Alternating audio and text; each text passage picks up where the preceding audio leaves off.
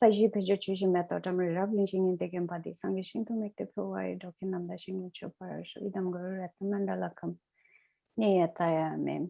So I wanted to start with this prayer because it's a prayer of offering and it specifies every aspect of all the elements that's on the planet. So I thought it would be auspicious. Tashidilek and Kuzuzang for everyone.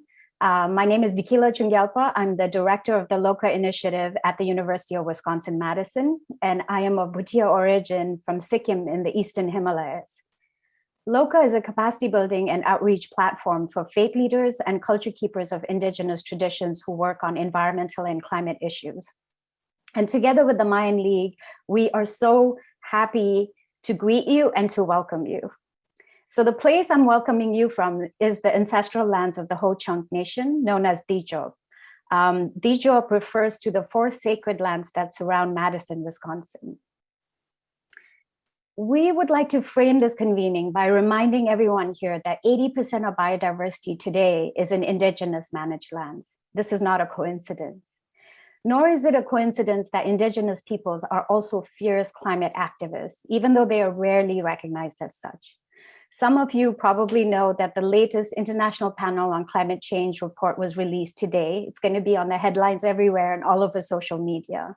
And what might often not show up is the role of indigenous peoples, whether it is as peoples who are severely impacted by climate change due to the issue of sea level rise and displacement, droughts, scarcity of water, forced migration, conflict, increased vulnerability of women and children, or whether it is that it's the indigenous people's defense of their land and territories and waters that have actually protected us so far. When we talk about resilience, often it has been because it's indigenous peoples that have provided it. And yet around the world, we are criminalized, persecuted, and ignored by mainstream conservation and climate movements. But it's indigenous people who put their bodies on the line time and time again to protect Mother Earth.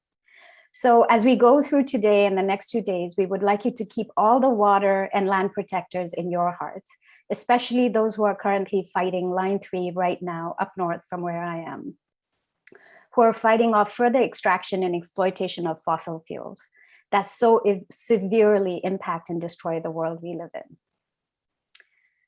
The second thing I want to frame the convening beginning with is our gratitude. Juanita and I are deeply grateful to so many people, the organizers, the moderators, the speakers, and partners. We are deeply, deeply thankful for the earth, for Mother Earth and what she provides for us with unlimited compassion and care. Over the past 8 months, we've learned so much from our elders in particular, many of whom asked us to build this program from a vision of reciprocity and kinship with the earth. One of our elders and LOCA advisor, Janice Rice, who was supposed to speak today, wasn't able to make it, reminded us that our relationship with Mother Earth is one of sustenance and care. And so the lens that we use has to be one of that. So, you know, because of the vision that was given to us, and it felt very much like a mandate that was given to us by our elders, we knew that we wanted to center an event around indigenous peoples, around indigenous rights and indigenous wisdom. Therefore, the vision of this convening has been from the beginning to create pathways for indigenous peoples of all generations and backgrounds so they can come home in spirit, in community, and as part of the earth. To create a convening that centers indigenous knowledge and wisdom, designed and led by indigenous leaders and featuring indigenous elders, knowledge holders, academics, scientists, activists, and youth leaders. To weave relationships where the world presents divides, geography, race, gender, academic fields, pedagogies, and hierarchies. And finally, to envision and create the future that we seek for indigenous peoples, all humanity, and Mother Earth. And now the final note of gratitude from me. Over 750 people have registered for this convening, and over 200 of those are indigenous people, which means over 25% of participants are indigenous. And we are so thankful to you for showing up, for wanting to be in community with us, for bringing your best selves. We hope together we live up to the vision we have created. Thank you for being with us.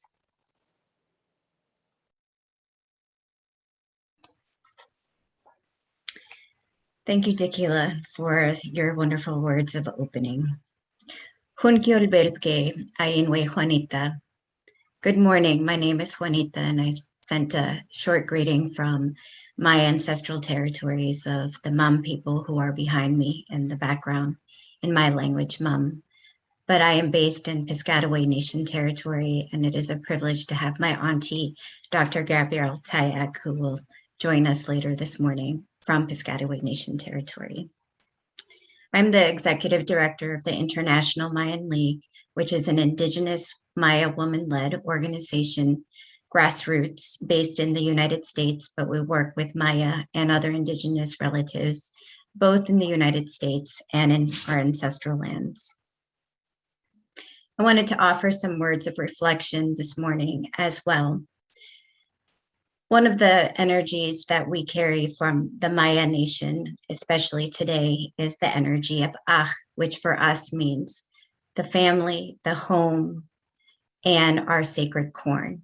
It is also the sacred corn that continues to survive and is an example of what we need to also do to transform and to transcend the crisis that we're living today, as our sacred corn has also gone through periods of rebirth according to our creation story.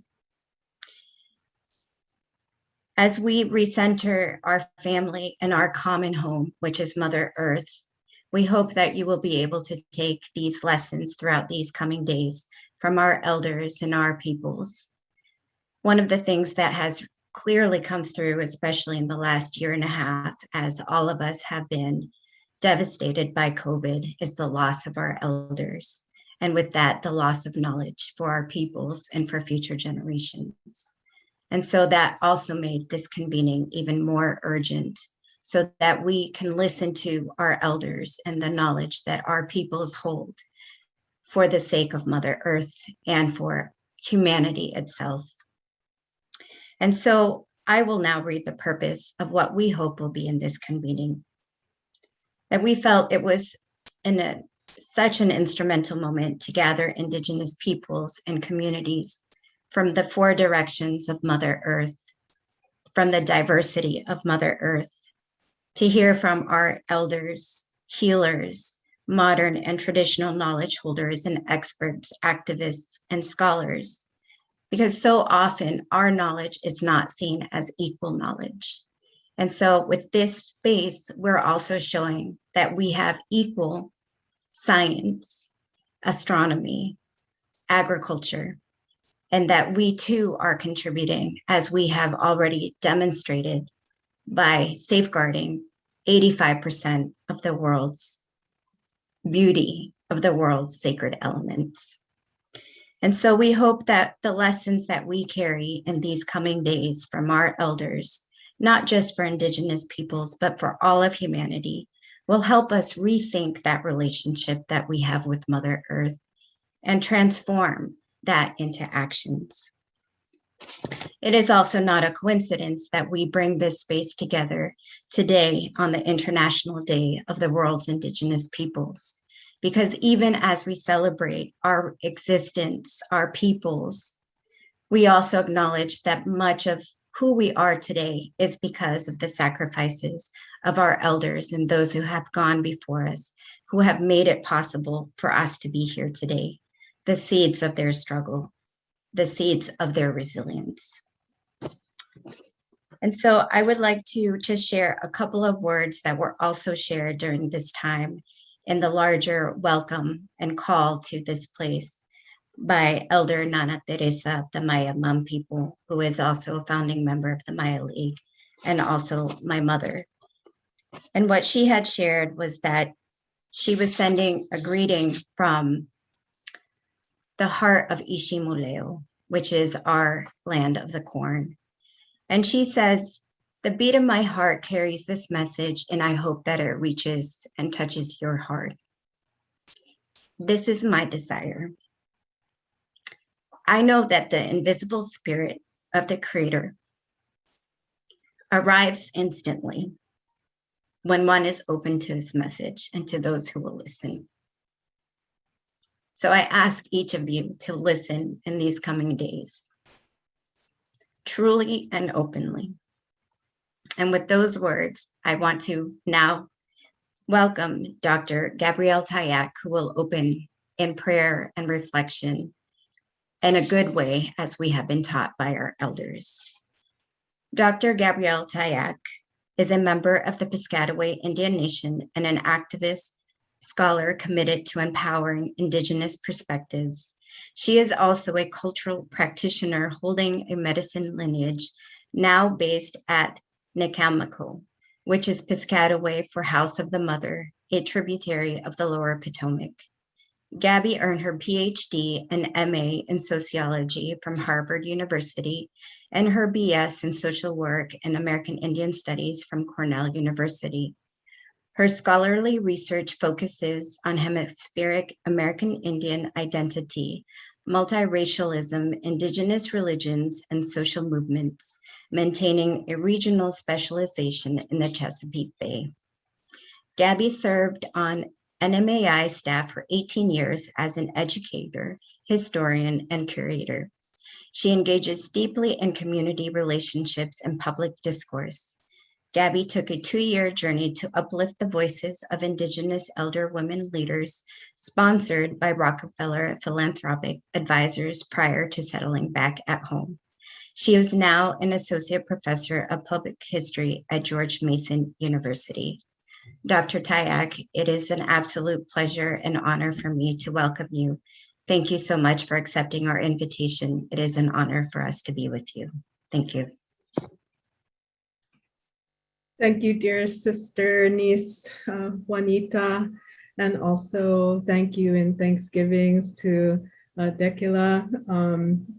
I am incredibly humbled to sit, I know, before many elder teachers and young learners who are touching the hand that touch the hand, that touch the hand of a foremother, of a forefather, a parent, a grandparent, an aunt, an uncle, a cousin, who carry knowledge with them that come from the very heart of the earth, wherever you are.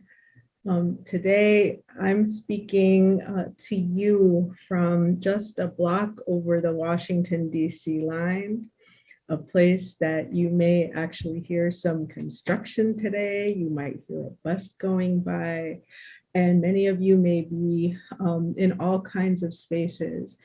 But wherever you are, wherever you sit, stand, walk, reflect, if you are on this space of what we call Turtle Island, North Central South America, Abya, wherever it is, this carries a lineage, and wherever you're from, that we know that these waters have touched your waters and have touched your air. So as Juanita said, I'm Piscataway. We're one of the first hits of invasive invasions from Europe. We have also received and loved from the beginning, and I want to say by love and by force, people who were kidnapped and brought here from Africa, and have also become part of our people from the beginning. So we're right on the Atlantic. We're right on the Atlantic seaboard in a place that's called the Chesapeake Bay, where the Potomac River flows into it. And so we come from a very watery world. And as we know, water is life. And I would also like to express gratitude to our elder Janice Rice from Ho-Chunk, who is unable to be with us physically, but is there in spirit. So gratitude to our elders and to Nana Teresa. Our very name Piscataway means where the waters blend. And so we know that on the front lines, at line 3, in all sorts of spaces, that so many are defending and protecting what keeps us all alive. So I'd like to start with this knowledge. In this vessel is keeping water. And I'd like to say Wanishi, and also a note of compassion and understanding that for some of us, we don't have the words of our ancestors that was taken from us in a very early stage, so that we can only keep the beating heart of it, but also knowing that in this, which is a gourd vessel, is some water from our river. And as it evaporates and it goes out and it comes in and out of me, it comes through and goes out eventually to you, that this wind also moves this water. So I'd like to share with you an opening song as well, which is the rhythm of the water from the high banks that stand over the river. And this is what moves our life force. It's a song that is sung in our women's sacred society as well, Chesapeake Way, Women of the Chesapeake. And it comes from Our Breath to Yours. Way a home, way a home, way a home, way a yo, way a home, way a home, way a home, way a yo, way a home, way a home, way a home, way a yo, way a home, way a home, way a home, way a yo.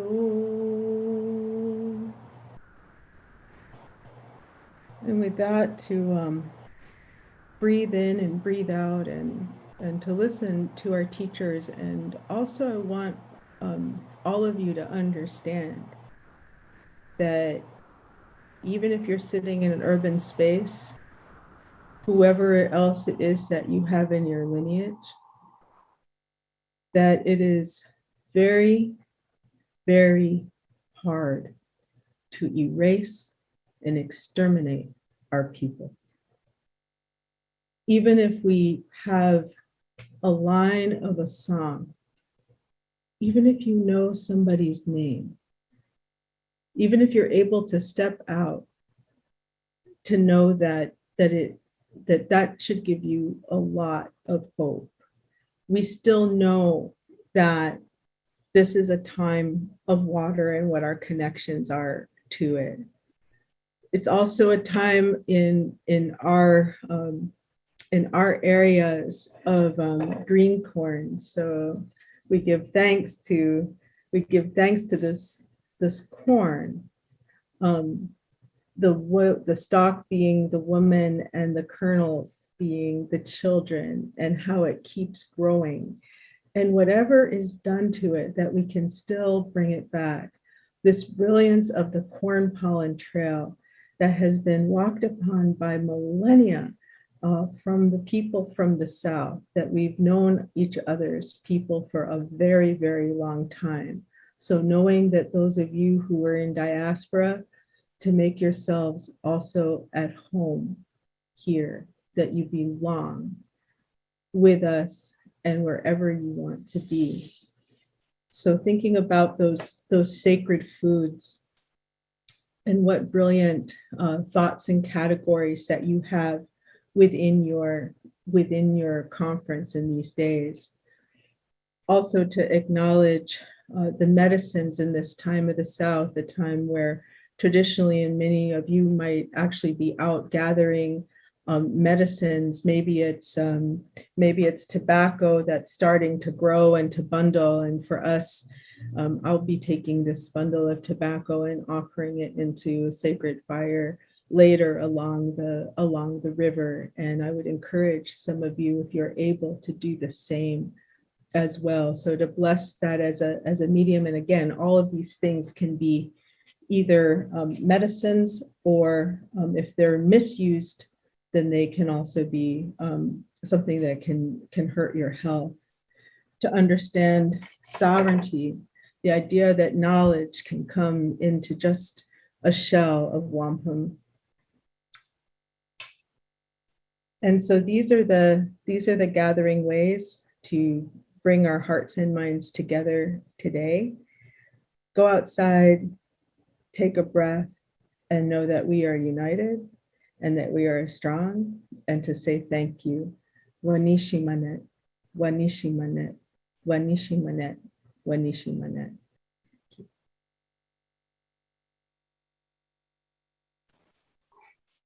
Karinche, Elder Gabby, that was so incredibly moving and profound. We are so grateful for your prayer. And I'm sure everyone here is feeling uplifted and hopeful in the same way that I am right now, thanks to your leadership and your vision for us. The next speaker that is going to say a few words on behalf of the University of Wisconsin-Madison is Dr. Paul Robbins. Paul is the director of the Nelson Institute for Environmental Studies here at UW-Madison.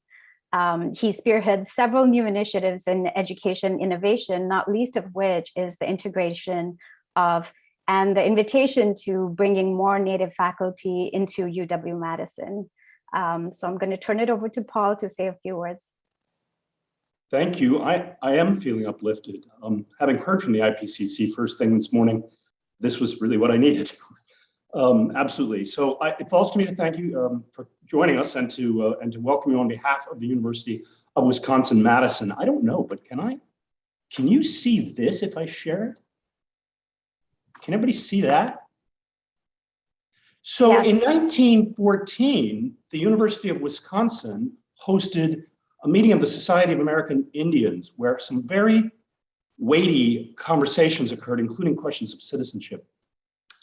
About 100 years later, in 2015, the University of Wisconsin hosted a discussion with all of the Native leadership of the dozen sovereign Native nations of the state, now known as Wisconsin, and learned and listened from them about how the university could better serve Indigenous people. We learned a couple things. One, UW could be doing a lot better. And we've spent the last 4 years following a strategic plan that has really improved our ability to listen, learn, and serve diverse Indigenous populations. But we learned something else, which is we shouldn't wait another 100 years to do it again. I think it was Gary Besaw that said that. And so as a result, these kinds of convenings are far more common. They are honest, they are good exchanges, and the university certainly gets more out of them than we put into them. So I see this and LOCA as an extension precisely of our dedication to serving diverse publics. A final word about LOCA, which is headquartered here right now, we are so fortunate, at the University of Wisconsin, and that's that when Tequila came to me and proposed LOCA, she's very convincing. And one of the things I realized was that many of our diverse publics that we should be serving are yet underserved by the university, its research, its educational capacity. And that includes global faith communities. I had the honor to spend a couple of days with evangelicals dedicated to green reform and addressing global environmental problems, from climate change to the biodiversity crisis. And I must say with great humility how much I learned and how moved I was to be in their company. That's the power that LOCA has. And that is why UW is very, very happy to serve and advance these kinds of conversations. I just want to say thank you all for being here. I look forward to learning with you. And I want to thank Tequila for even honoring me with the opportunity to welcome you. Thank you.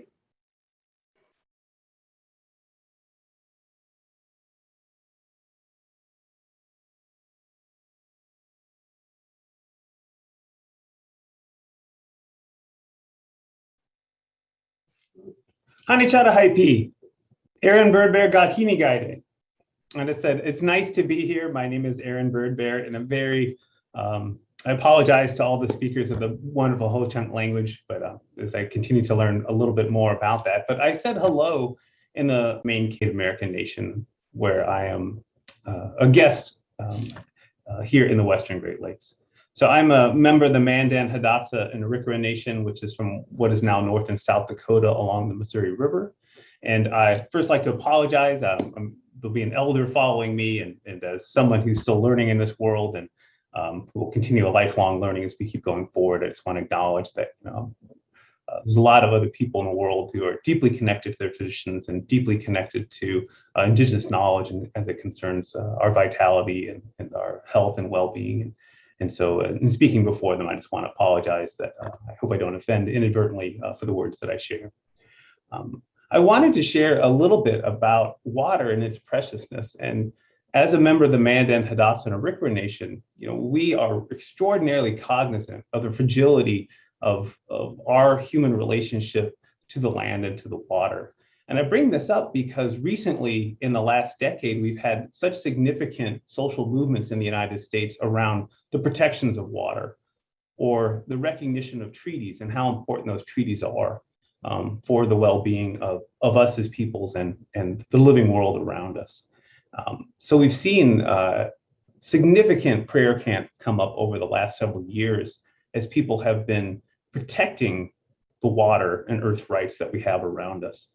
We think about the ways in which we as a society and as human beings have been seeking a world of convenience for ourselves, and often at the expense of the living world around us. And this includes water. Importantly, a lot of the kind of pipeline activity that will go underneath the Missouri River or other rivers within the United States causes great distress to Indigenous nations who worry about not only their welfare, but the welfare of the living world around them. And it's something very special to witness here in the Western Great Lakes in particular, with the Indigenous nations of the Western Great Lakes so deeply committed to preservation of the water quality here in the Western Great Lakes. And we see a tremendous amount of organization, action, and dedication to the protection of culturally important beings, and as well as the land and water.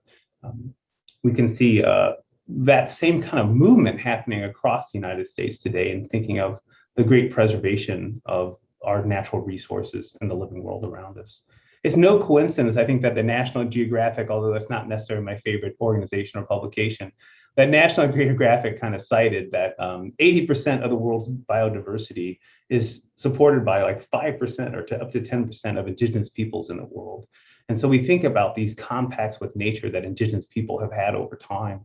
And we witness some of those compacts with nature here in the Western Great Lakes as the Menominee peoples who've lived here for 10,000 plus years, or the Ho-Chunk people who've lived here for time immemorial. And both of these nations, the Menominee and the Ho-Chunk, have creation stories rooted here in the Western Great Lakes as they came to be as a people. And in their kind of stories and their knowledge, they speak about this compact with nature they have, that in order for us, since we're a little pitiful as a species, considering how much of the natural world we need to sustain ourselves, that in this compact with nature, that we would ensure that as we take resources from the living world around us, that we ensure that all living beings, plant and animal, have a high quality of life, just as we are having a high quality of life here in this world. And so thinking about that deep relationship of thinking of these culturally important beings, of manoomin, wild rice, of deer, of walleye, of all these incredible medicines in the forests and on the plains, that humans have this compact with nature, and thinking, well, if we can have a high quality of life, how do we encourage a high quality of life for all living beings? And paramount to the high quality of life of living beings is water. Important protecting the quality of water, our relationship as human beings to the systems that shape the water. And so I think here we are now at a pressing point of climate change that's going to impact the living world to us. And hopefully we can change our behaviors as we think about the things that we're doing that impact the natural world. And so I think about the protectors of water and earth rights, and I think about all the prayer camps reminding us about this important sacred water that's around us, and that we need to care for, that we need to steward it, we need to protect it. And so I think it's just a timely conference, and we have such wonderful speakers and people with great knowledge that will be able to share with us perspectives on how we can understand our relationship to the living world around us, how we can think about our behaviors and how they contribute to the well-being of the living world around us. And so I just think what a wonderful day, what a special day for us to consider this knowledge and how it might inform how we relate to the world around us. The most important relationship I think people can have is a kinship relationship to land and water, a kinship relationship, not a property relationship, but a kinship relationship. If we think about the land and the living beings and around us as our relatives and teachers, maybe we'll think about their well-being in ways different than commodifying them for our use in ways that remove us from this thinking of the interconnectedness that we have for all things. When I think about my Hidatsa ancestors and the people who did the healing, they talked about how earth, wood, stones, and water went together for healing.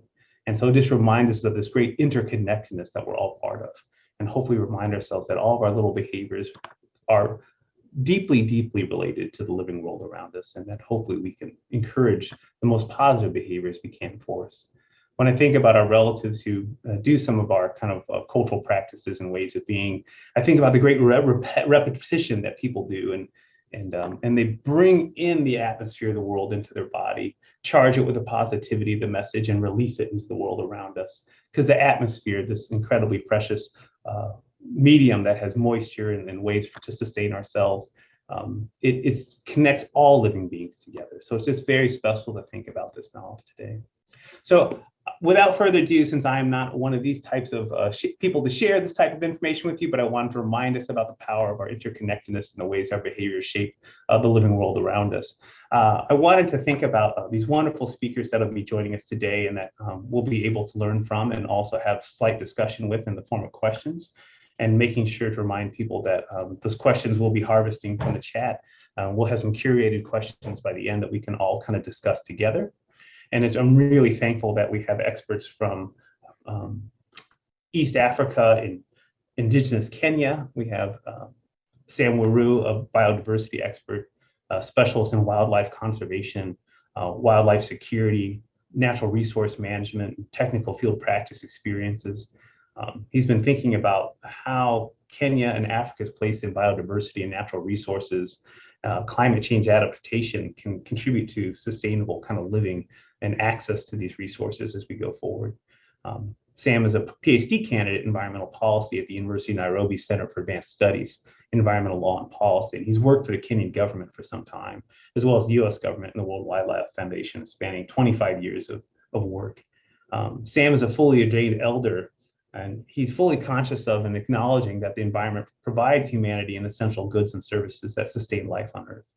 He has a great interest in combining science with traditional cultural knowledge and the conservation management of environmental and natural resources. Following Sam, we will have Dr. Kelsey Leonard, who's a professor at the University of Waterloo, Ontario. Dr. Leonard is a water scientist, legal scholar, policy expert, and citizen of the Shinnecock Nation. She's a faculty in the School of Environment, Resources, and Sustainability at the University of Waterloo, and Canadian Research Chair in Indigenous Waters, Climate, and Sustainability. Her work focuses on Indigenous water justice, its climatic, territorial, and governance underpinnings for our sustainable shared future. Dr. Leonard represents the Shinnecock Nation on the Mid-Atlantic Committee of the Ocean and is in charge with protecting America's ocean ecosystems and coastlines. Dr. Leonard is also a member of the Great Lakes Water Quality Board of the International Joint Commission. Dr. Leonard has been instrumental in safeguarding the interests of Indigenous nations for environmental planning and builds Indigenous science and knowledge into new solutions for sustainable water and ocean governance. And then the third panelist today in this morning's session is Nikki Cooley, who's a co-manager for the Institute for Tribal Environmental Professionals, Tribal Climate Change Program. She's Diné Nation of the Towering House Clan and the Born for the Reed People Clan, whose maternal grandfathers are the Water That Flows Together Clan and paternal grandfathers from the Many Glyphs Clan. Nikki received training in forestry from the Northern Arizona University, has had some postgraduate study at Michigan State, And she's worked extensively with the Cherokee Tribe of North Carolina and worked for other tribal nations as well. Prior to the Institute for Tribal Environmental Professionals, Nikki's worked with the Marion Powell Center for Environmental Research on climate change education. She's worked with underrepresented low-income and first-generation college students at 10 middle and high schools in northern Arizona. And lastly, Nikki is a river guide and cultural interpreter working on the Colorado River, Grand Canyon, and San Juan rivers, co-founder of the Native American River Guide Training Program and Fifth World Discoveries. So we're really thankful for these guests and experts to bring their knowledge with us today and help us think about the ways that we can contribute toward a sustainable, healthy world. And so with that, I will ask our first speaker today, Sam Weru, to share a little bit about his message of when we think of how healthy water systems are necessities for our communities, how the threats our water systems are facing, including agricultural, climate change, mining, and I mentioned earlier a little bit of pipelines, and how we can best protect water for all life on Earth. So we think about healthy water systems as necessities for our communities, the threats our water systems face, and how we can best protect water for all life on Earth. And so with that, I'm very excited and happy to introduce Sam Weru, who will be able to join us this morning.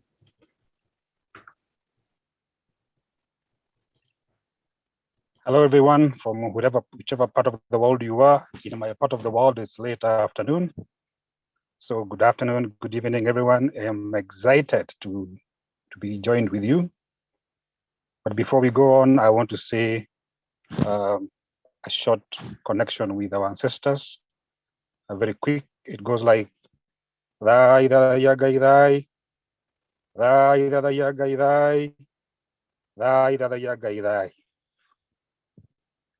is a short connection between my people, the Gîkûyû people of Kenya, with our land, with our God, and our spirits gone past, our forefathers.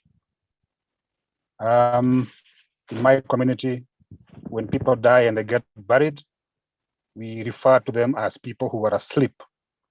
The spirits are just asleep, and they can wake up either to punish you or to bless you, depending on how on the situation.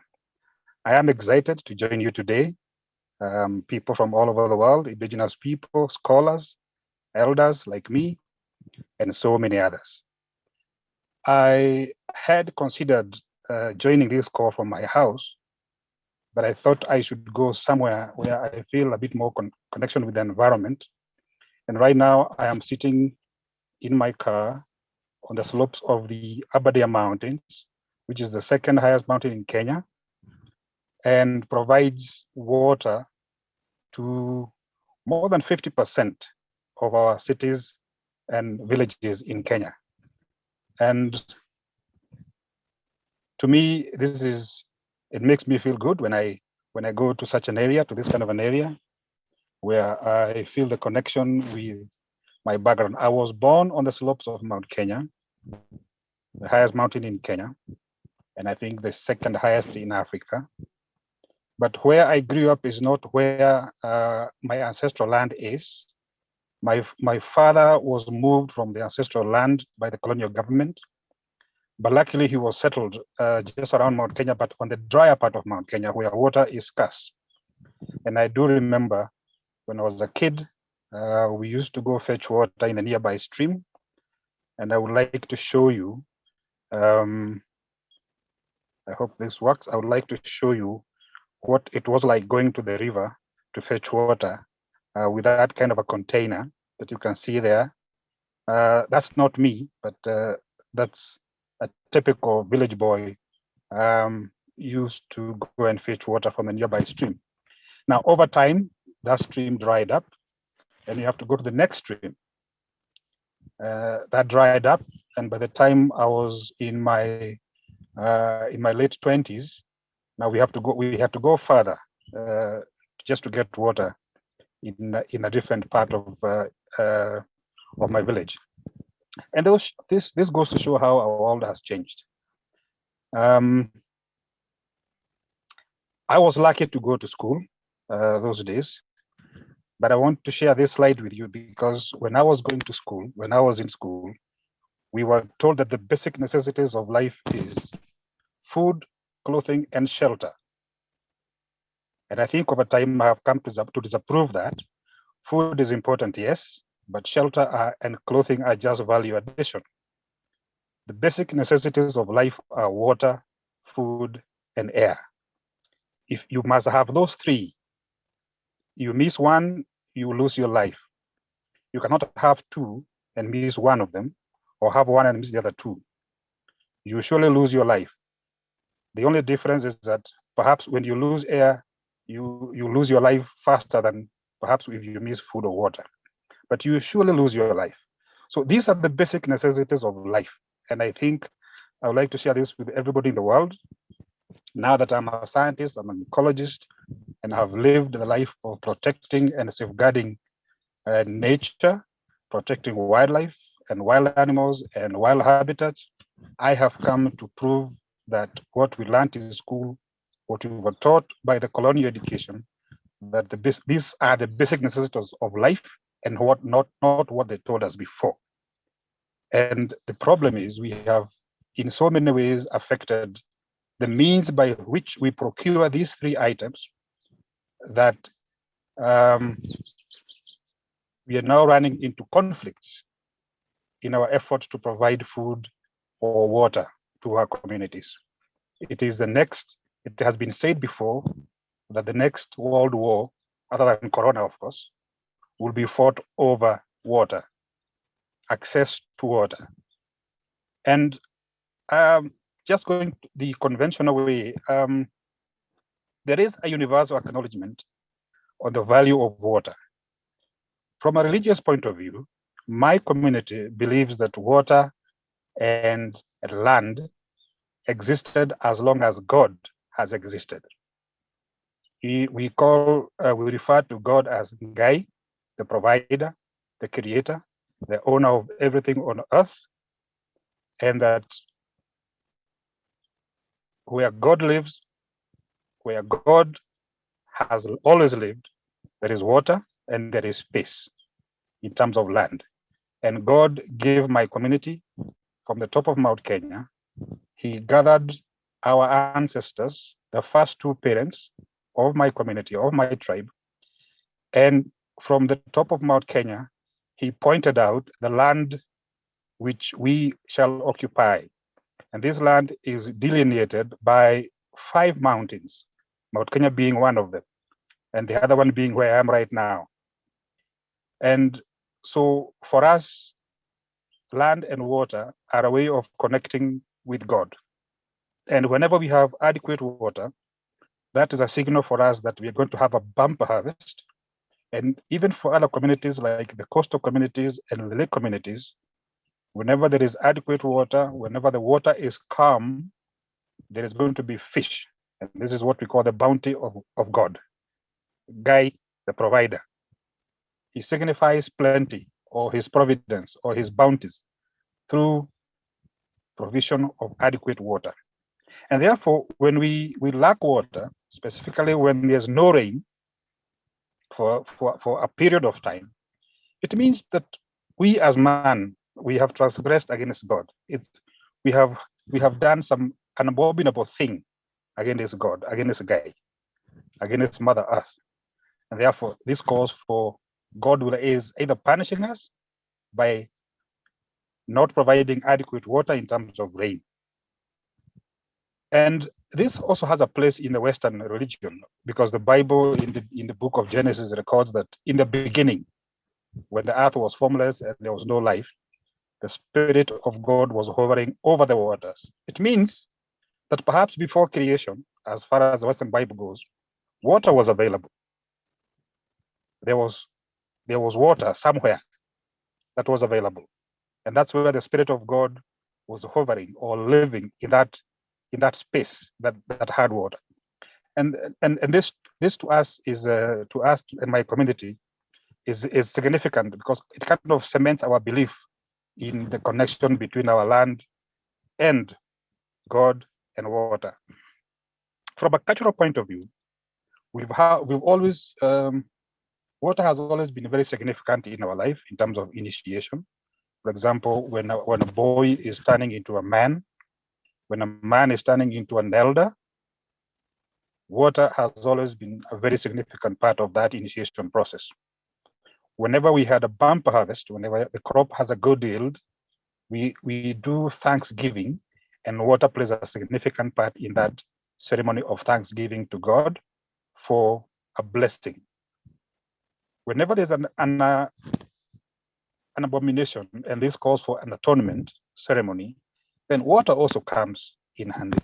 And what used to happen is that the elders who have been ordained as holy elders would go to a sacred place and offer atonement to God for cleansing of this abomination. And part of that ceremony would include water or a product made from water. This includes honey beer, African honey beer, which is made of water, sugarcane juice, and honey from bees. This has always been part of our connection with God. In modern times, we are told by science, is, we've been told that, so water is a basic ingredient of any biological or chemical reaction, which is true. And therefore, no reaction can take place, whether it is in a natural environment or if it is a natural environment, we call it a different name. If it is in a lab, it's a chemical reaction. But water or a liquid, some form of fluid, is a very significant part of that biochemical reaction. So this is kind of a connection between modern science and culture and traditional beliefs. I don't need to emphasize the critical significance of water in terms of human health and sanitation. In modern times, when we are faced with this coronavirus disease, sanitizing your hands, cleaning your hands has been part of the mitigation measures against this disease. And what we've observed, and I think this has been global, that there was a decline in incidence of communicable or infectious diseases just because of the act of cleaning your hands. And that goes to cement the role of water, the scientific role of water in human health. What about development? Can you still hear me? I hope my network is stable. Yes, Yeah, we you're can. stable. Okay. In terms of economic development, in Kenya, we derive our electric energy supply, 73% comes from water or steam in terms of geothermal generation. Of course, that geothermal aspect is steam from underground water. And 73% of our electricity comes from that. And this is a very significant factor in terms of Kenya's development. Agriculture, fisheries, and forestry, which rely heavily on water, contribute 30% of our GDP. Now imagine if we add the energy production to this GDP. The manufacturing sector, I don't need to emphasize that. But because of the significance of water, over water, and especially the lack of equity in terms of access and inadequate supply of water, this greatly undermines human security and peace and coexistence. And we are witnessing various water users conflicting over this resource. Now, what has brought us here? I think I'm talking to a global audience who understand what we have done to our environment over the last few years. We have destroyed our water catchment areas, our springs. We have been converting our land to produce more food to feed our people. Industries, we've been constructing dams to feed either electricity or water supply to industries. There has been over abstraction. We have polluted our ecosystems and our water system, and this is an abomination. The other aspect is lack of equity in terms of access to water. Either it is too costly, some people can't afford it, or it's too far for some people, or government has come up with policies that cannot or do not support equitable access to water. Climate change, I talked earlier about how some rivers have dried in Kenya. Where I live now, in the county where I live, the nearby large city of Nakuru, which has been relying heavily on borehole water. Most of those boreholes, I think 50% of those boreholes have dried up. And therefore, that has affected industries and economic development in that area. When you look at water supply in the coastal region of Kenya, which is basically marine, that water is not accessible for drinking or domestic use, but is accessible in terms of fisheries production. But generally in the coast of Kenya, we don't have adequate clean drinking water for communities. In Central Rift, we have issues of fluoride, which affects the bones of children growing up, and therefore, when you have a compromised skeletal infrastructure, it locks you out of some jobs, some careers. For example, like joining the military, because your body bone mass is low, and therefore you cannot meet the criteria for joining the army, for example. We've had historical injustices, enslavement and colonization being one of them, moving indigenous community from the ancestral land and settling them elsewhere. And what this does is to ensure that some of the shrines and some of the traditional ways of protecting water catchment areas get lost or even get demonized. The cultural and ancestral environmental regimes get demonized, and a system of command and control, being the laws, is introduced. Now, as a student of policy, I know that the best compliance methodology is voluntary compliance, where and that is what used to happen in our traditional setup. Traditional cultures used to set a system of norms and do's and don'ts, and the enforcement was cultural. But usually in my society, people used to comply voluntarily because they used to understand the value of the resource. Today we have command and control. So if I can pay for it, I can break the law. It doesn't work. Another problem is urban sprawl. Because of urbanization, we are seeing more and more urban developments coming up. Most of them are not even programmed, they are not planned, they are not well planned. Therefore, we have a big problem.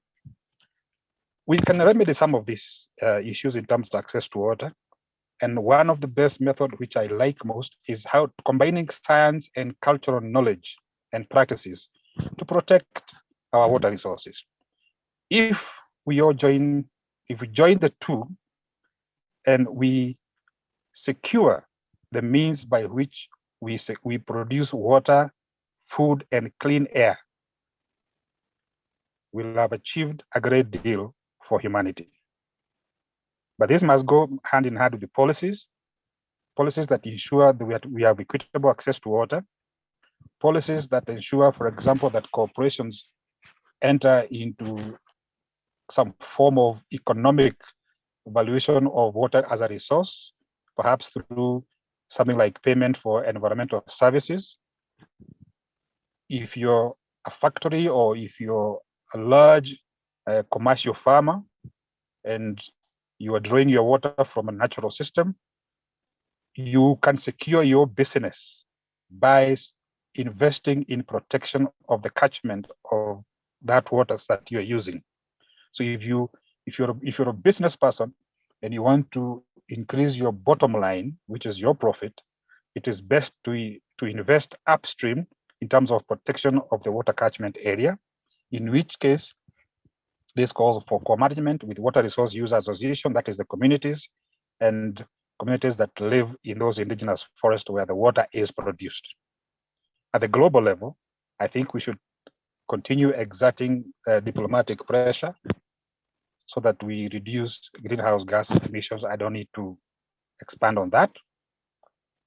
Fundamentally, we must acknowledge Indigenous people's rights.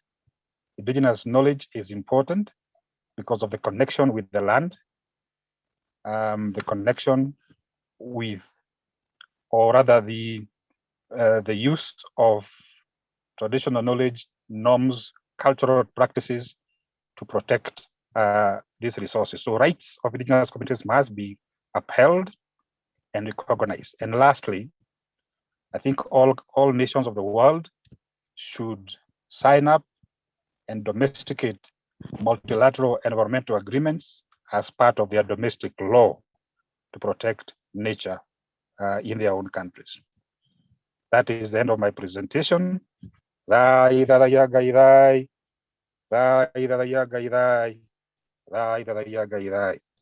you very much. Well, thank you so much, Sam, for those wonderful words reminding us of challenges and threats and remedies about the impacts of water in the region that you're living. And I'm really thankful for our next speaker to join us as well, who will also share a little bit about their perspective as a legal scholar, scientist, and policy expert. And so Dr. Kelsey Leonard, Professor Leonard from the University of Waterloo, Ontario, will share with us their perspectives next. Wonderful, great. It's wonderful to be with you all today. Hopefully my sound is coming in good. We've got some thumbs up, so that's wonderful. Give me 1 second as I load my slides. Okay. As Dr. Kelsey loads their slides, just a reminder for questions, please put questions in the chat that you might have from this session. Thank you. Wonderful. Yes, questions are always welcomed in the chat. So it's great to be with you all today. As was mentioned in my bio, I am a professor at the University of Waterloo and a Canada Research Chair in Indigenous Waters, Climate and Sustainability, which is much of what I will be talking with you about today. We have a short time together, so if at any point in the future you want to reach out, get in touch, have future conversations, please feel free to connect with me online. I've listed my Twitter handle here, and I'll have some contact information at the end.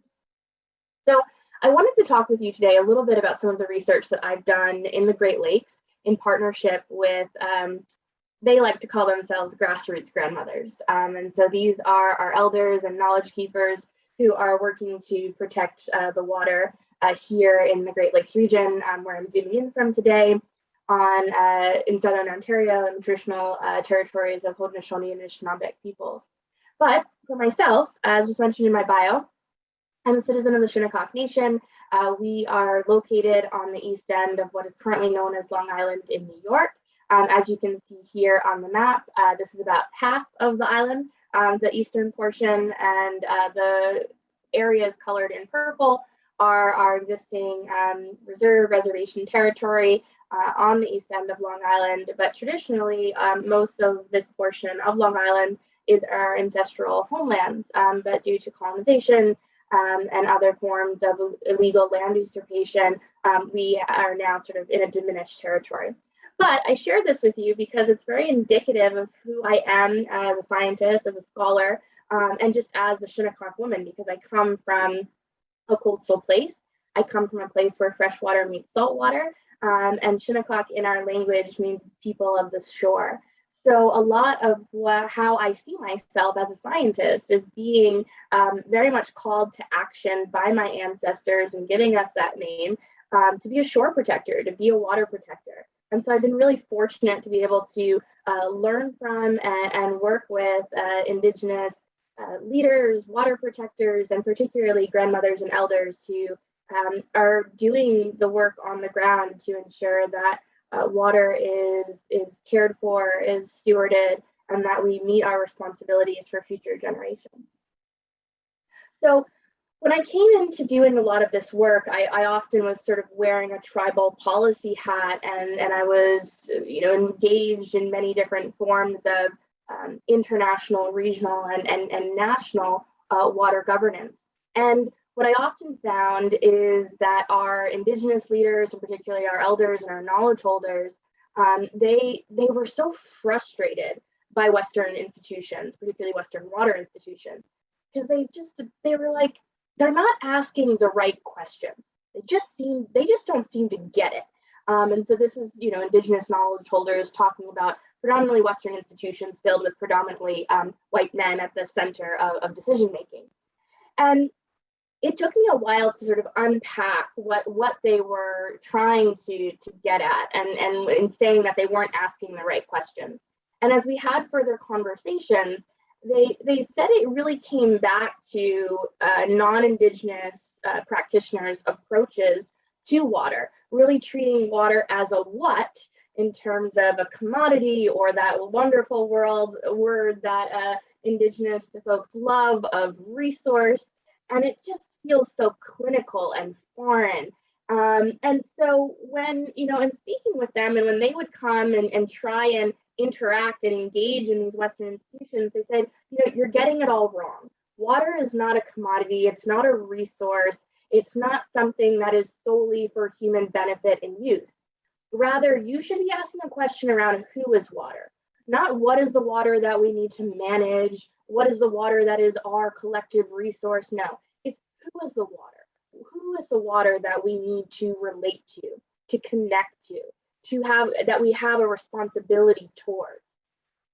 And that moment of translation allowed for a massive shift in the understanding of Western water institutions in learning from Indigenous knowledge and from things that we've known for millennia. And sort of that old age adage that many of our community members say, well, Indigenous people told you so. But there was just this sort of lost in translation moment where, even though we were telling them this, and we have been telling them this for thousands of years, hundreds, if we think, through the period of colonization, it just hadn't really fully registered.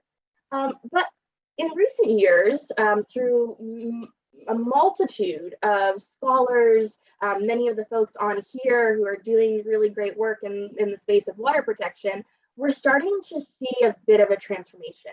And it really is about, how do we ask the right questions? And sometimes asking the right questions is also being grounded in our knowledge systems, and being able to share that knowledge in a manner that is accessible to not only our own communities, as particularly our youth, but to those sort of neighboring communities, those non-Indigenous neighbors who may need a bit of assistance. So the artwork here that I'm sharing with you is by Christy Belcourt, Métis artist, and really sort of showing that foundational principle for many of our Indigenous communities, not all, but particularly for those on Turtle Island and in the Great Lakes and Northeast, for where I'm from, is that water is our first medicine. It is what nurtures us as we are birthed onto this planet. And in that natal stewardship that water gives to us, we form a connection to water.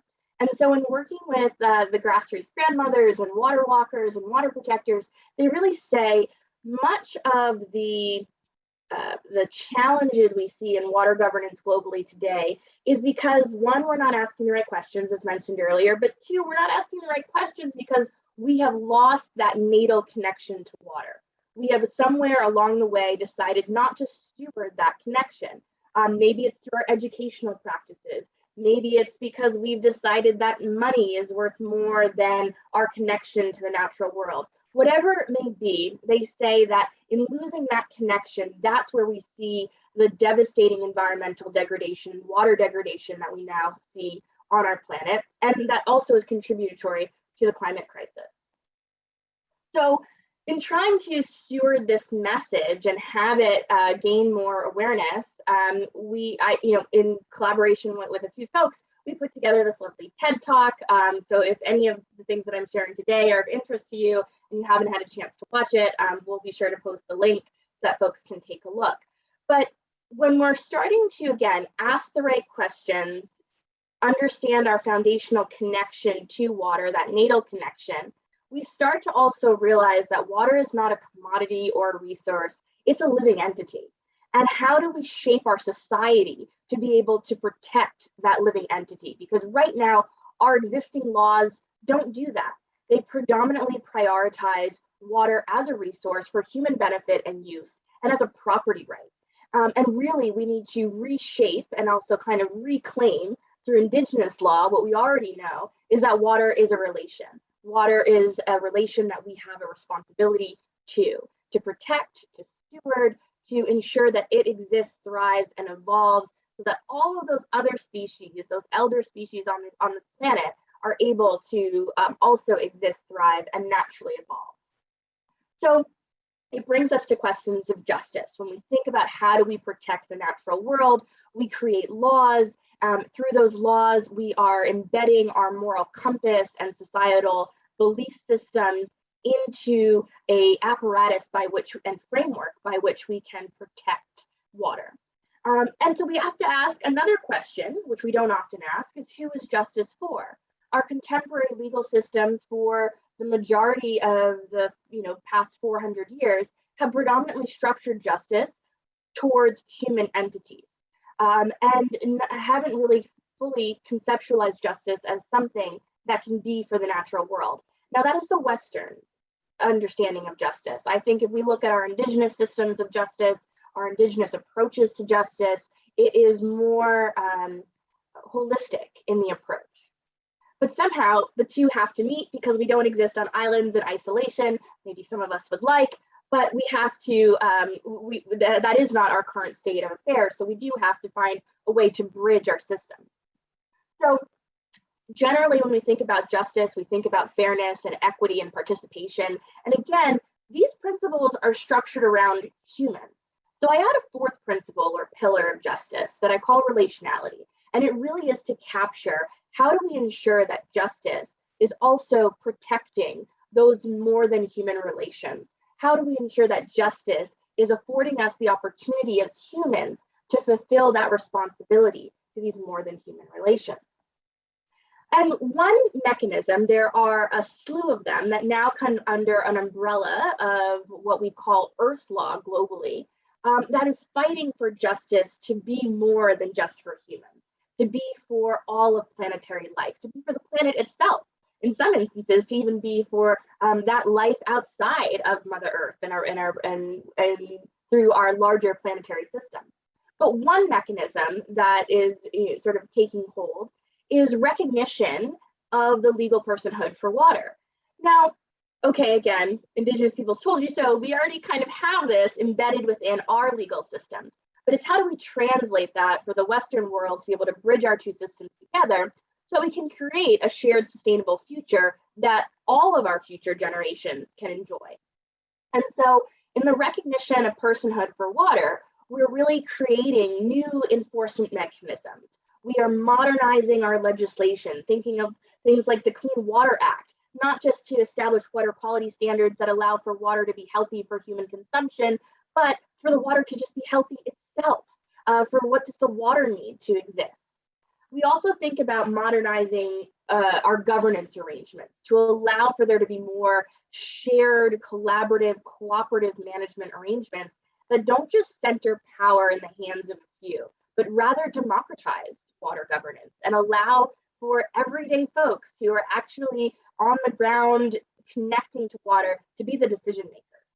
And they often come in the form of water guardians. It takes a more holistic approach. And hopefully, as we start to see systems transform through more forms of recognition of legal personality of water and other natural entities, we start to dismantle the hierarchy of property rights that have monopolized Western legal systems for centuries, and hopefully can then lead to a dismantling where really water and other natural entities are not something to be owned, but to be stewarded and to have a relationship with. And so I would love to take credit for this information. It's not my own. I just am a messenger, I think is how I like to call it. But it's a part of a global movement, Earth Law. We are seeing constitutional amendments being created, both within Indigenous nations and globally in other nation states. We're seeing court decisions. Recently, I think as of last Friday, there was a court decision filed in the White Earth Nation judicial system advocating for the rights of Minomen in fighting against the Line 3 pipeline that was just mentioned earlier. one of the first litigations to actually assert the rights of Minomen in a US court system. Additionally, we see local ordinances being passed around the world recognizing the rights of natural entities, and a reclamation and reassertion of Indigenous law where many of these principles are already embedded in our system. So much of this work is because of everyday people. Folks like those pictured here from the Light Brigade and those that were advocating against the Dakota Access Pipeline at Standing Rock, where we really articulate a principle of water is life and that we all need to be protectors. And we have a capacity, even as individuals, to make a difference and to be committed to change and to really be consciously making a statement that we will not be complicit or further complicit in the degradation of water globally. And so in the Great Lakes, we see that there are more than 200 First Nations, tribal nations, and Métis that are working to protect the lakes every day and throughout the basin, all of the different waterways. And I love to just highlight in the last few minutes that I have remaining with you, the work of the water walkers. So this image here is from the Water Walker book by Joanne Robertson, which really highlights the water walks that have occurred since the early 2000s to protect the Great Lakes. So you might be asking yourself, or you may never have heard of a water walk. I'll give you a little bit of a definition and explanation in a moment from the water walkers themselves. But I want to give you a little bit of background. One of the grassroots grandmothers, a really dear mentor and friend, Josephine Mandan-Hidatsa, said at one point early on, she is part of a Medewan society, that she was told a prophecy through that society that in the future, an ounce of water would cost as much as an ounce of gold. And in that society, they were charged with responding to that prophecy to say, what are we going to do about it? How can we ensure that this type of commodification, this type of monetization of water doesn't happen for future generations? Unfortunately, many of you may feel like it's already happening, and that was very much the situation I was in having that conversation with Nokomis Josephine Ba almost maybe 7 years ago now. And, you know, she was really wonderful in saying, in being hopeful in her approach and saying, yeah, it is pretty daunting. It is pretty scary, but we all have something that we can do. So she always sort of ended conversations with folks and charged folks with, what are you going to do about it in your own capacity? What can you do for the water? And in her own capacity, when she heard that prophecy, she gathered with other Anishinaabe women and other Indigenous women from across Turtle Island, and they came together with the idea to say, you know, we can reclaim ceremony.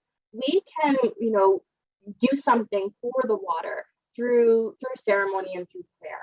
And so they reclaimed an old tradition of water walking. There are sort of two different organizations that were formed in the Great Lakes called the Mother Earth Water Walkers and then the Bay Walks. There's been over 120 walks since 2003. Nokomis Josephine Ba walked all 5 of the Great Lakes, over 40,000 kilometers, because she walked them multiple times. And the adage of both her and Sharon Day, who is one of the grassroots grandmothers for the Bay Walk, they always say that in walking for ceremony and prayer, to be like water. And when I talked with water walkers who had participated in walks throughout the Great Lakes, they said, you know, the most broad misconception of water walking is that we're protesters. We're not protesters. We're doing this for prayer and for ceremony and to really transfer our traditional teachings and allow for there to be an Indigenous knowledge exchange through sharing and learning by doing on the water, in the water, by the water. And so, you know, motivations for water walkers have been for justice, for spiritual healing, to protect the sacredness of water. I really love that many of the water walkers shared that it was a way to educate children. They felt that children were the future. Sometimes they felt a little jaded about politicians being able to protect the Great Lakes. But they said, you know, if we can get those little ones, the JK, pre-K folks, to maintain that natal connection to water, then we might have a really hopeful future for water governance moving forward. And so water walks are still happening in the last few minutes that I have. They're ongoing right now. There's the Saskatchewan River Water Walk. If you want to go and follow them on Facebook, you can type that in. You can follow them live through digital technology and geolocation services. And then there also was the Line 3 Water Walk that happened just a few weeks ago in defense and prayer for the water in Lake Superior in response to the proliferation of the Line 3 pipeline. So the hope is that maybe one day we'll have a National Water Walker Day that honors all the grassroots grandmothers, particularly Josephine Mandamanba. And then if you're looking to learn more about water walking, you can learn from one of our youngest, well, probably not youngest water walkers anymore, but one of the youngest water commissioners for the Shinnecock Nation, Autumn Peltier. She has a film called The Water Walker. I love sharing the Water Walker book by Joanne Robertson, who you saw some of her images in today's slides. And then if you haven't had a chance to pick up Carol Lindstrom's book, We Are Water Protectors, with the Caldecott Medal winning award illustrations by Michaela Good, please do so. There's so much to learn about what we have to contribute as water protectors and what we have to leave for future generations. So together we rise and listen to Autumn Peltier, who says to warrior up for water. So to Whitney, thank you, and I'll turn it back over to our panelists. All right, thank you so much, Dr. Leonard, for sharing such wonderful perspective and reminding us about what is water and thinking about our relationship to it. To conclude our panel today, we have Nikki Cooley, who's Diné, and will share a little bit with us. It reminds me of some of our creation stories, like snail brings water, pure water to the fifth world, or how frog and crane teamed up to kind of help bring the rains. So I think about this Indigenous knowledge and our connections to it. And I'm thankful for Nikki Cooley joining us today.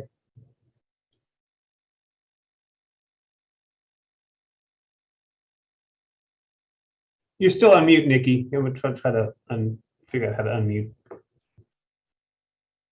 Maybe one of our hosts can help us unmute Nikki.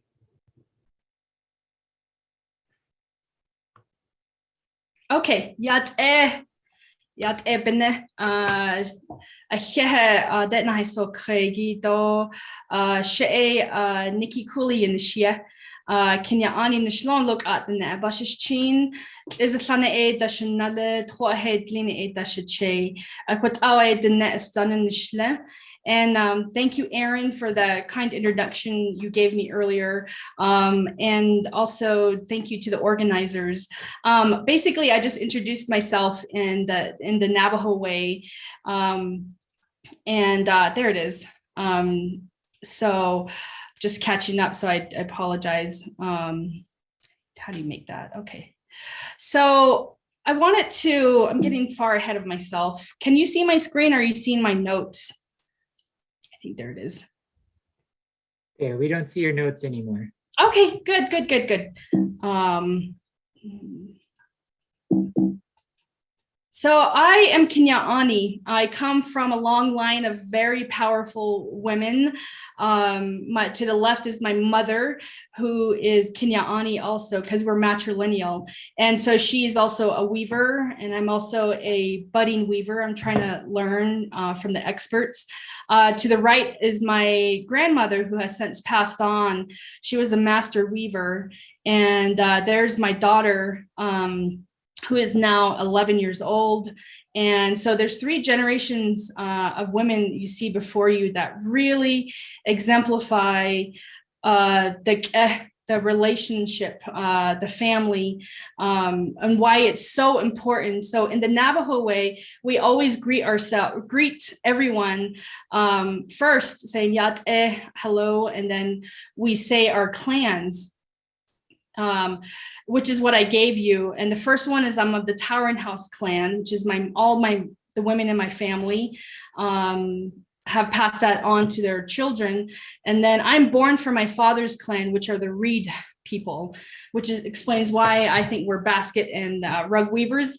And then we recognize our maternal grandmothers through our because my maternal grandfather is actually from the Water That Flows Together clan. And then my paternal grandfather comes from the Many Goats clan, people clan.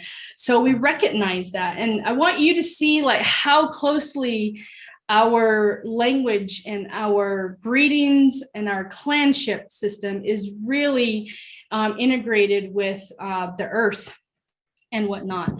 And you'll see that if you look on Navajo land, and maybe this is the same for all the other indigenous communities, that a lot of the place names are intertwined with Mother Earth, Father Sky, water, and the plants and the animals.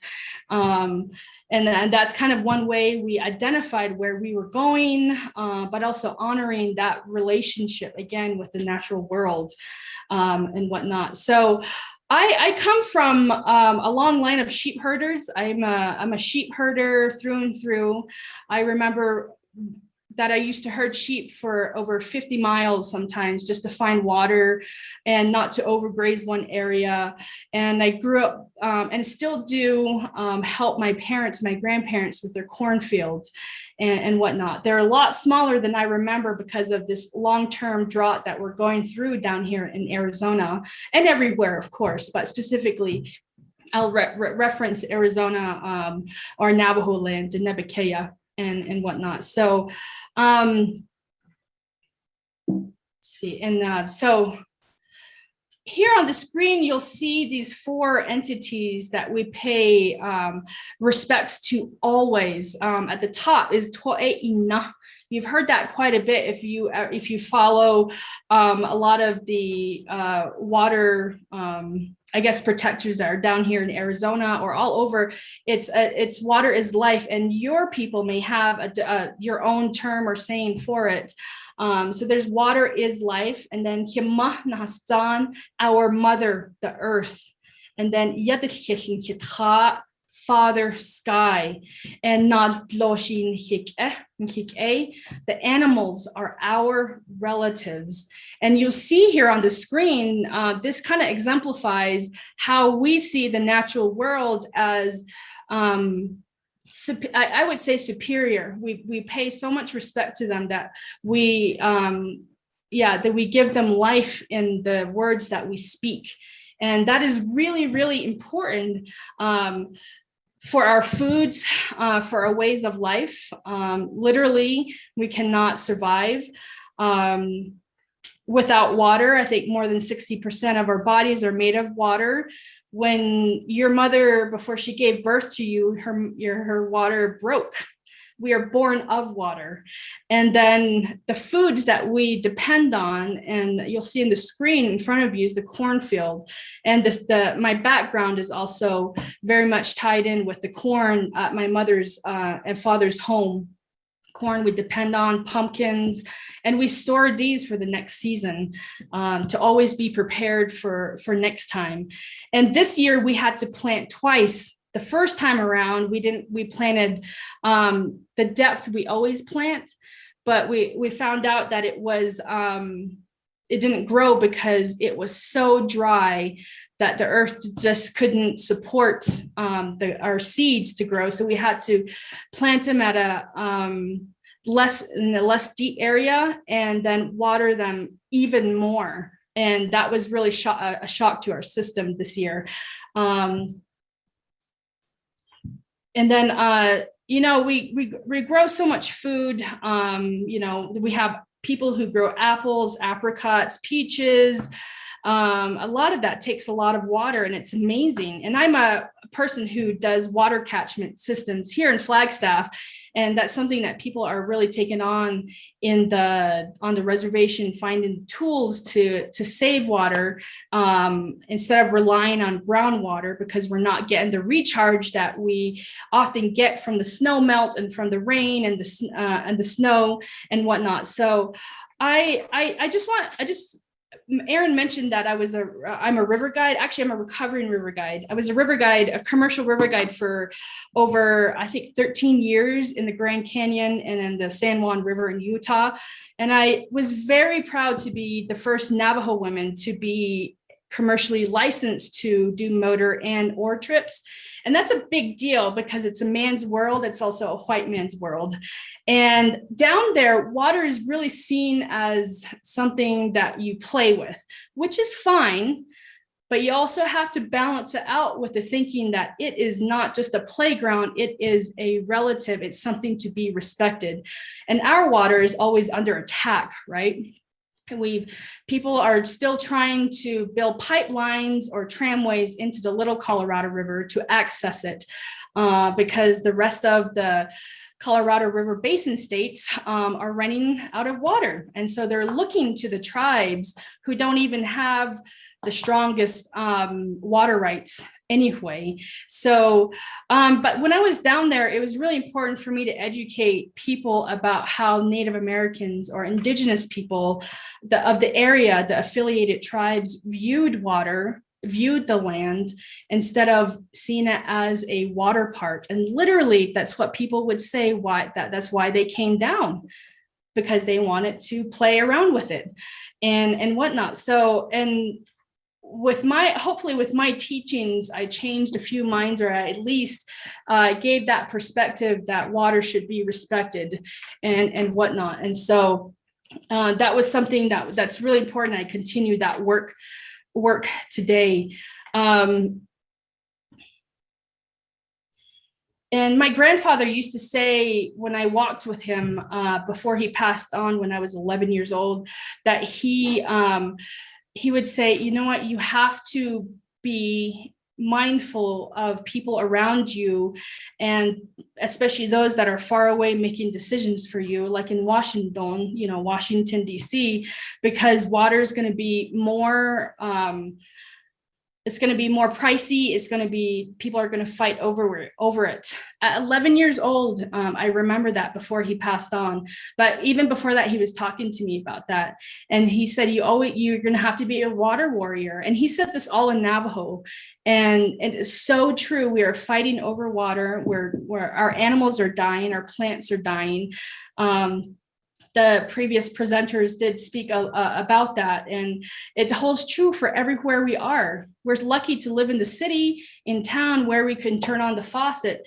But where I live on the Navajo Nation, more than, I would say, 50% of the population has to still haul water in water tanks. And that's if you have a running vehicle, and that's if you have someone who is able-bodied to do that for you.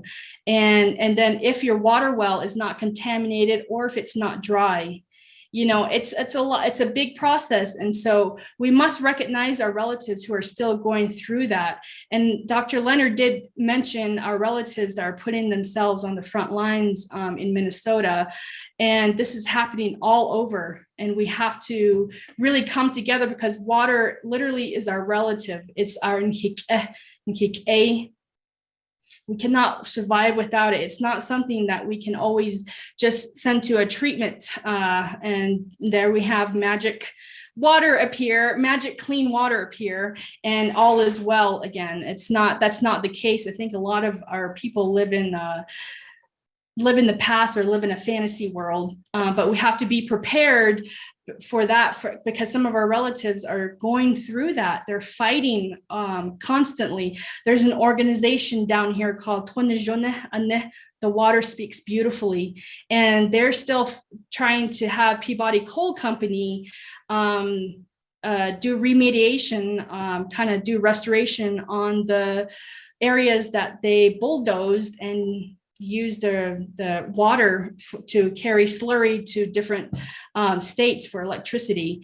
So I just want to make sure you be mindful of that. I just wanted to highlight a few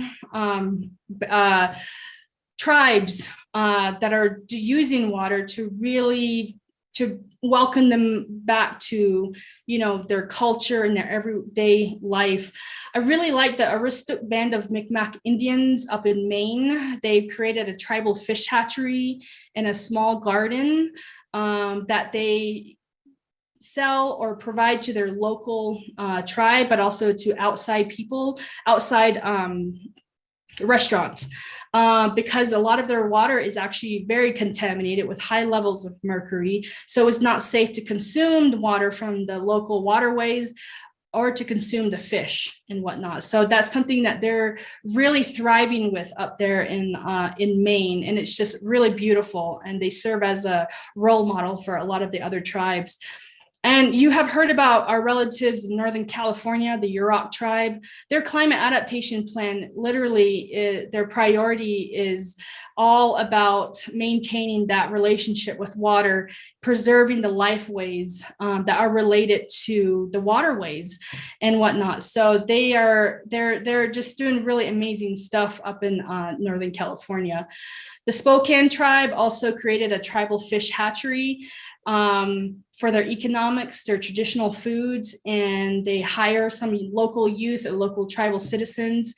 If you ever go to that fish hatchery, I want you to go inside and take a moment and just look around, and it tells a story at the origin about salmon and the water, and it's just absolutely beautiful. In Black Mesa, they where the coal, near where the Peabody coal mine used to be, there used to be these cornfields that were dying out, but some local folks, including my brother Roberto, have been restoring some of the traditional irrigation ways. And so when it rains, they can actually flood appropriately one of their cornfields, but also save some of that water. And they're helping a lot of the local elders do that. And they're trying to fix up a lot of the old irrigation waterways, and they're using a lot of the working with a lot of the local youth to do that. I really like to brag about the Star School, the service to all relations. They are off-grid. They are they have their own well, but they recycle water. They have their own corn. They have like their own gardens, their own what do you call those? Greenhouses. They teach children how to plant. They and also to harvest. They also teach them how to butcher, grind corn. They're not forced to. I just want you to know. They all partake the different grades in it. And my children go to school there, and they won't allow soda or any sweetened processed drinks in the school. They actually encourage water, and they put up water stations that are infused with fruit and herbs all over the school and then they do like a water challenge to drink so much water each day. So that's how they're teaching the younger generation. I just want to close out with the fact that we have to acknowledge and respect all living things. The rock, the spider, the tree outside your office, it all has life, and think about it. And even, it just pains me when I see people not respecting water, like throwing trash in it. Yes, I just saw that last weekend. And all this stuff. And so we have to really always have that mantra, because the earth is a living thing, and the holy people, whatever faith you follow, you have your God or deities, they are listening to us, and they know when we're making that effort to defend them. And I want to close out, but I do this because of my children and because of my great-grandparents, actually great, and so on, grandparents. They did what they could so I could be here and teaching you this, not teaching you, speaking to you on behalf of on behalf of water and life, because without, I'm teaching the same to my children on the lower left-hand corner, or in the upper right. But my grandfathers, and grandmothers always used to tell me that it was really important that we have to always reiterate these teachings. I feel like every time I talk about water and why it's our relative and why it's life, I feel like you should know about it. But then again, it's okay if you've heard it before, because we have to continually hear it. So it just becomes like something like brushing our teeth. We know it, and we feel it, and we live with it. So with that, I encourage you to acknowledge and pay your respects to that next cup of water you drink, or next time you take a shower, or drive by a waterway, pay your respects in whatever way you can.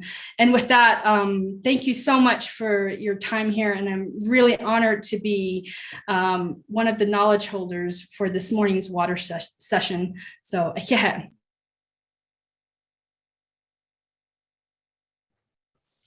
Thank you so much, Nikki and Sam. for sharing your knowledge and the amazing work happening in various communities, asking us to think about a relationship to water. We've had some wonderful questions in the chat, and so we'll think about our next kind of question and answer period for the next 20 minutes as we kind of think more deeply on these issues and help us kind of think about how we can all contribute to become water protectors in some way. One of the first questions is for all speakers, comes from Bob Newman. He said, water connects all of us, everyone. What is your prognosis for the wider world to fundamentally, or at least practically, re-envision our relationship with water, which is as urgent as ever in the face of climate change? So one thing, what is the prognosis for the world to re-envision its relationship to water? That's one question. And then how much is that message going to reach outside of groups like this? So thinking about what is the prognosis for our relationship with water, and then how we get that message out. Maybe you could share a little bit about that from the experiences and the programs and efforts you've been part of.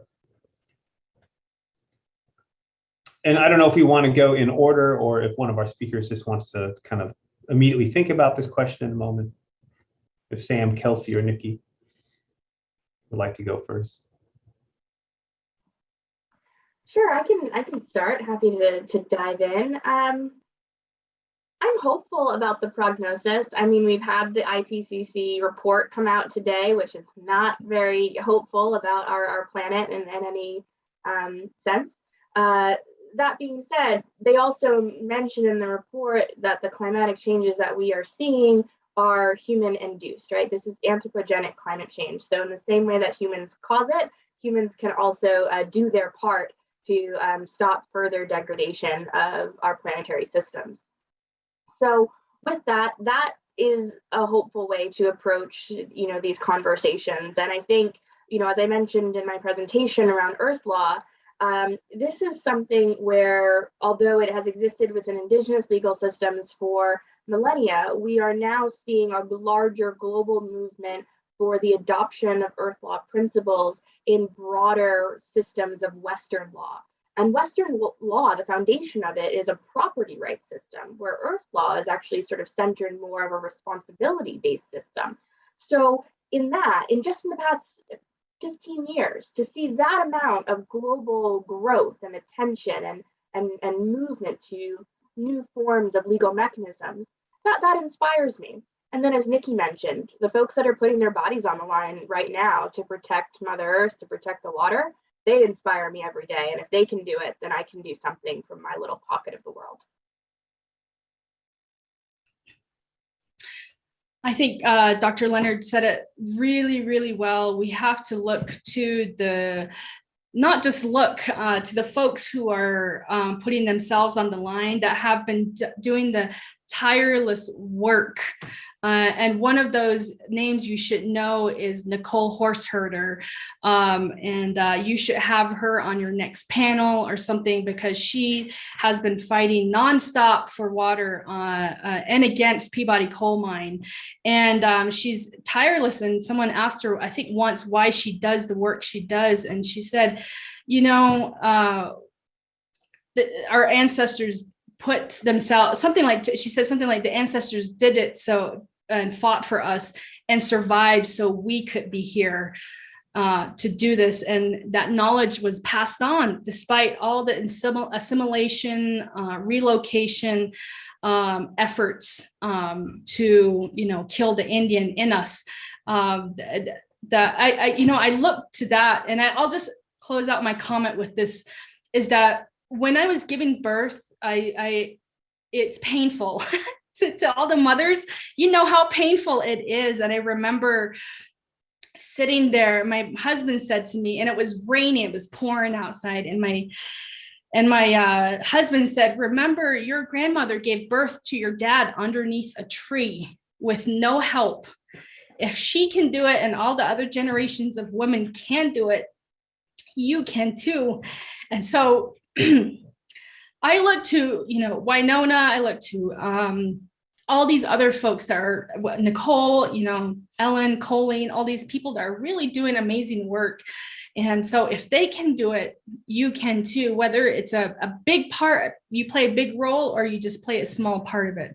So thank you very much. And Sam, might you still be with us if you're interested in commenting about how we can re-envision our relationship with water and think about how we can spread this message?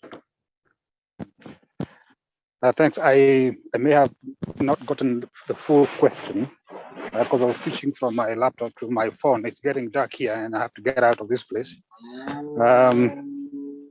But I think the more and more we talk about these issues in all forums, whether at the policy level, the more we recognize Indigenous people's rights, the more we value cultural practices, and the more we talk about these issues at all levels of learning, from right from basic education to higher education and research.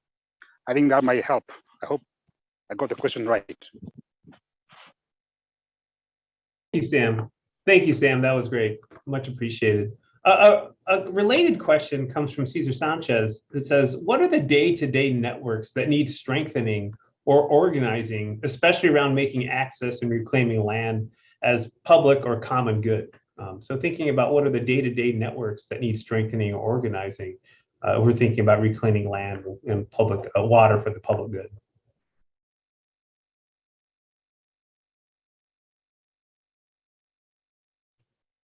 I think in the previous one, we mentioned Winona Duke, and she's part of a large network. I think of Dallas Goldtooth and these emerging networks, the water protectors, all these wonderful networks, but thinking about day-to-day that we need strengthening or organizing. And Nikki, I think you're, oh, go ahead. Yeah, Nikki, do you want to go? You've got a lot of great network stuff. Yeah, I'll just say it really quick. Thank you. Thank you so much.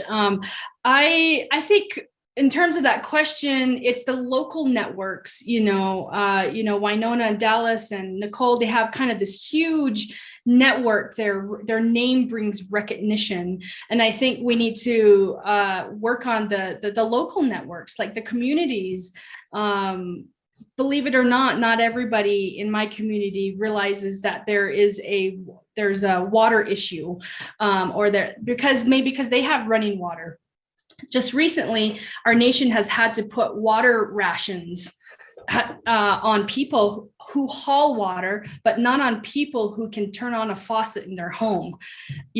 So there's like this big imbalance of water access and whatnot. So and that's enlarged to our nation, our tribal council, but it's really important. And a lot of us don't have internet or even a good working cell phone, right? Service. We have to go to the top of the hill or the sheep corral to even get service and whatnot. So it's really, I think there it's strengthening and continuing that work and on the local level and really bringing up the leaders that are of tomorrow. It sounds so cliche, but really we have to empower those who don't have that name recognition yet, but have that power in them and that willingness to step up. So with that, I can pass it over to Dr. Leonard. Yeah. Thank you so much, Nikki. Yeah, just echoing all of those sentiments. I think if you, we are still in a pandemic, but if you have extra cash, funding and resources to organizations, many of which Nikki mentioned, but also there are a lot of other grassroots organizations that are working in these spaces. So being able to donate to them to further these efforts is really important. Even as I mentioned, in sharing the water walks, like those are all grassroots endeavors too. So they're always looking for folks to provide donations. So they always say, like, you can be a water walker even if you don't have, if you have mobility concerns, right? You can be a water walker by donating resources, by donating time, by, learning. And so, so those are often really great networks to continue to build, support, and foster. The last note I will leave you with is, as for many of you, you're citizens of the world, but citizens of nations, particularly if you're US citizens, we are going through so much legislative changes right now. Please be an advocate to your congressperson and make sure that tribes get the money that we should be receiving in all of these federal bills that are being put forward. in particular the Infrastructure Act and the remaining legislation that's going forward in terms of climate change. Be an advocate for us. The support helps.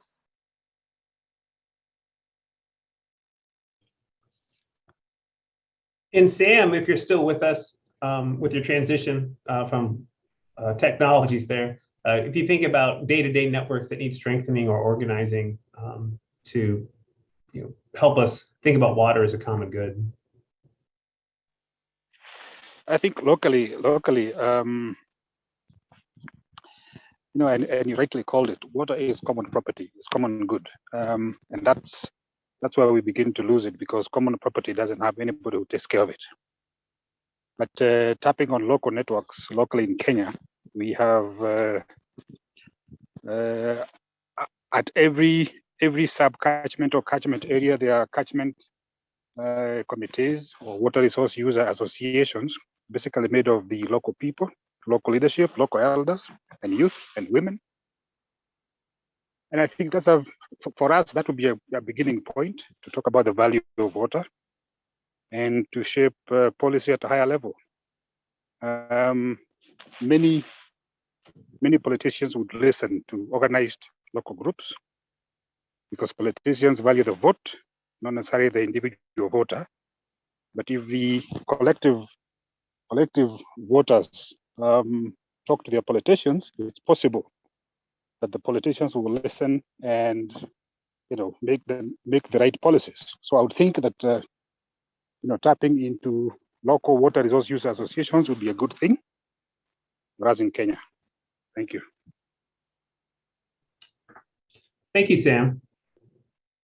Our next question comes to us for Kelsey, for Dr. Leonard.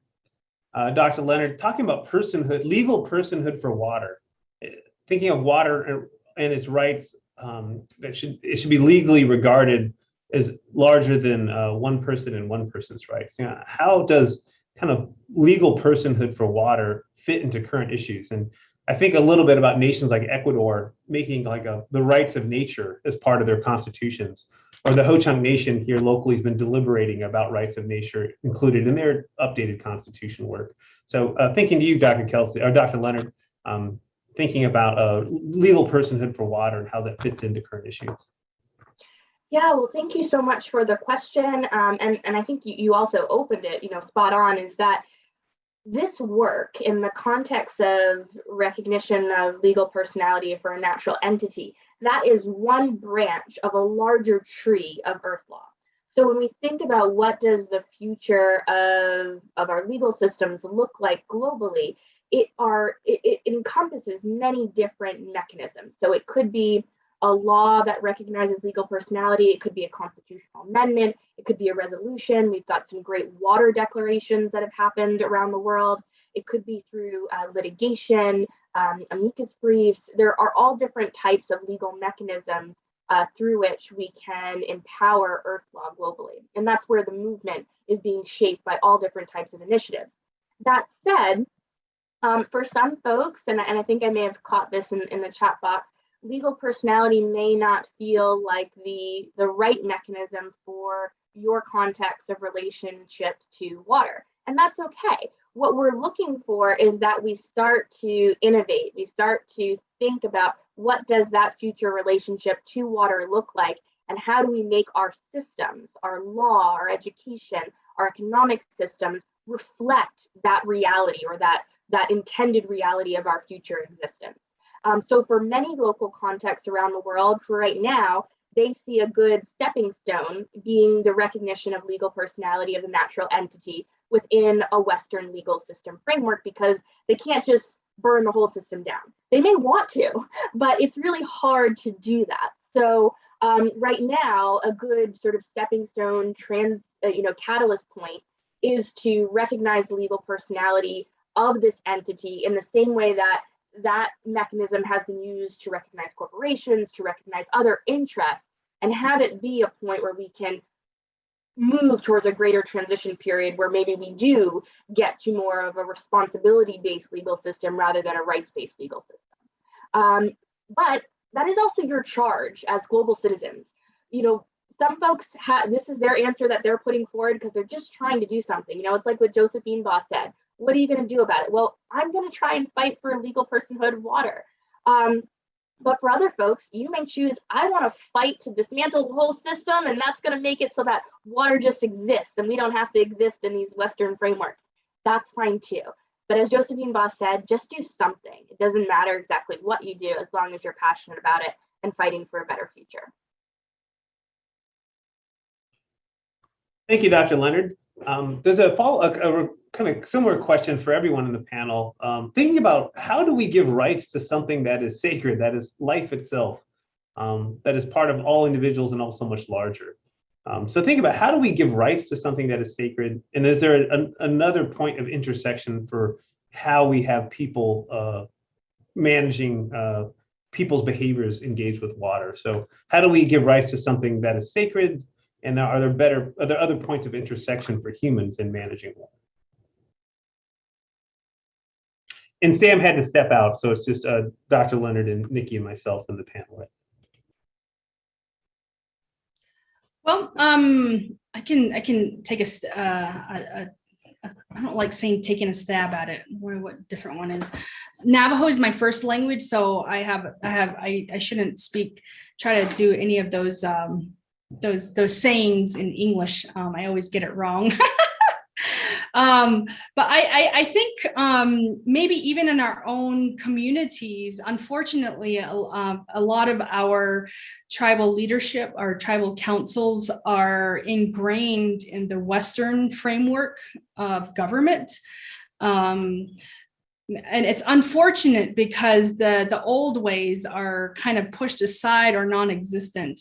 At least for my people, the Navajo, we have a similar framework to the United States government, and that's how the decisions are made. You know, we have like a mini Senate.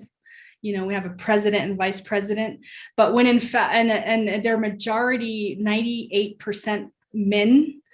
And so I think that internal framework should really be revised to include a balance of men and women and youth and elders, but also to bring back the earth law, as Dr. Leonard was saying. In the Navajo, we have that natural law too that we abide by. I don't think we have a constitution, but we have the Navajo law, and we're supposed to abide by it. But our hakalis, our medicine people, do abide by that and whatnot. But it's kind of pushed aside when you come to that tribal council, that higher ups and whatnot. So and unfortunately, we have to give it that kind of legal rights in the Western way, because the Western way really has kind of encompassed all of our ways of life, and all of us are really still fighting to make sure there's a balance and whatnot. And part of that is, you know, having people like Dr. Leonard and Sam get the degrees that they do. I'm first generation college graduate, and that's unbelievable in this day and age, but I'm still a first generation graduate. And it just made me so excited every time to see a Native person with a college degree, whether it's community or university, but also to reach the levels of, you know, having to being a lawyer, to having a doctor at the end of their name. It's amazing. And that's another tool of a powerful tool that the Indigenous people are using. With that, I'll pass it over to Dr. Leonard. Thank you. Thank you for those comments, Nikki. Yeah, I can't say it best, but you know, better than what you just said, other than to echo your sentiments of we should be creating systems that reflect our local knowledges, that reflect our local context. There is not a one size fits all to what our future looks like, and honestly, I don't think there should be. So in the way, you know, in ways where we can empower the sacred and empower those knowledge systems and ways of knowing to exist and to flourish, we should be doing that. And if sort of trying to embed them in a Western framework just doesn't feel authentic, feels disingenuous, don't do it. I think that there are still creative and innovative pathways to allow for both systems to coexist. And oftentimes that is creating new co-governance arrangements, new treaties that recognize your way of thinking can exist alongside my way of thinking, and they don't have to interact. You know, our people have been making treaties for thousands of years with those principles embedded in them. So I think to be able to take on that sort of warrior spirit and allow for us to think about our coexistence in new treaty making could also be a path forward where we protect that sacred and allow for it to exist in its natural form as well, while not sort of feeling jeopardized by the Western world. Okay, well, thank you, Dr. Leonard, with such hopeful comments about how we can, thinking about these systems of knowledge and how we can, they're complementary systems of knowledge that help us understand the decisions that we can make, and how important it is to really think about that local knowledge of people in particular places, and how the stories they've carried through, how it allowed us to thrive for thousands and thousands of years in balance and living in beauty with the natural world around us. So I thank our incredible panelists for sharing their time, expertise with us today. It really means a lot. We now have like a listening session period from 11 to noon. And so I'll turn it over to the host of this conference to help us move to the next section. So thank you so much to our presenters. It's just incredibly grateful to receive your knowledge today. Thank you so much.